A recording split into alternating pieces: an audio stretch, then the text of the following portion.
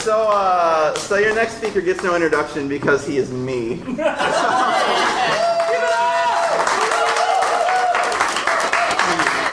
So this is really weird for me because as you see, I'm a cover musician. My job is to lie in front of crowds. I very seldom tell the truth in front of large groups of people, so please bear with me as I tell you this story about broken hearts and chemicals. So it starts pretty typically. This summer, I met a girl. I was drawn to her instantly, and even though she might not admit it, I think she could say the same about me. At the very least, we had an instant and serious rapport.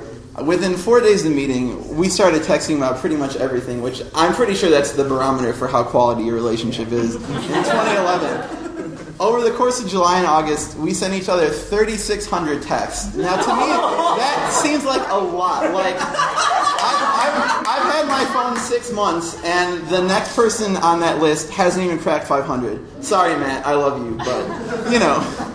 But that's very validating, you know, to have someone to share all this, like, minuscule, stupid stuff with. Like, I'm sure everyone feels that way, but I think for nerds that's just increased. Because, like, our whole lives we're told, you know, the things we do and the things we like are stupid and they don't matter. And it's, like, intoxicating to find someone that thinks that they do. You guys know what I mean?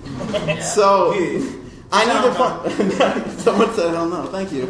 I need to point out, before I go further, that this girl and I didn't actually date. We had what I would call emotional intimacy, but that was really it.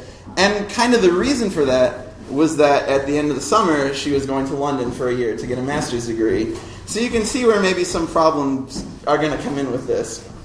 So, even though we didn't actually date, it felt like a relationship to me.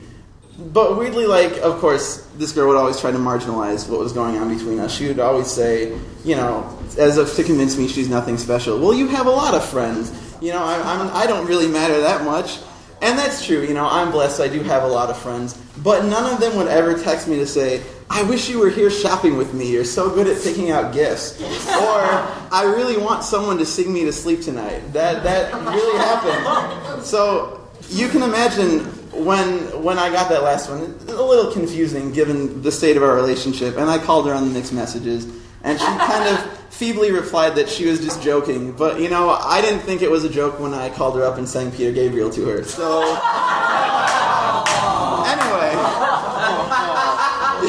you can imagine that with her going to London and me having these feelings, things got strained pretty quickly, but I figured she'd at least let me say goodbye before she left. And I bought a couple pretty kick-ass going-away gifts for her. I'm, like, really good at gift giving. I hate to brag, but it's true. I'm super good at it. So I planned to give them to her over, like, lunch or dinner a week or two before she left, you know. Unfortunately, that didn't really happen. Like, literally a day after I spent $50 on these gifts, I get an email from her, and it says, basically, seeing you would be too intense. Sorry. And that was almost the last time we talked. Like, we maybe exchanged 100 words since then, after 3,600 texts. Now, here's where comic books come in. The day that I got that message was the day before DC released Justice League #1. Now, if you follow the comics medium at all, you probably know that at the end of summer, DC, which is one of the top publishers, relaunched their entire line of superhero books. So everything would start over again at #1, and readers would have 52 all-new first issues to dig into come September. It was probably the biggest news to hit mainstream comics in at least a decade.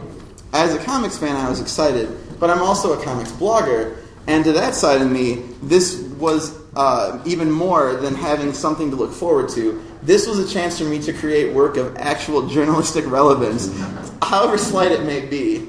So I got it in my head that the site I write for would produce something of real significance when it came to covering what is called the New 52.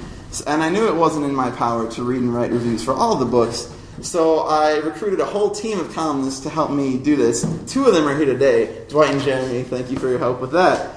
Love you. Aww. So, I spent a large part of the month of September reading comics, editing reviews, and basically just driving up traffic to the site. We produced about 10 times as much content as we normally do, and we saw the rewards of that, which is great. It's really rewarding for me personally, and it ended up helping me professionally as well. In October, I got promoted to an editorial position at my day job, and I had this whole month of experience doing editing at this kind of hobby of mine that really helped with that. But despite all the positives, I kind of had this personal dilemma in the back of my head. Because, obviously I was very, very upset about this girl.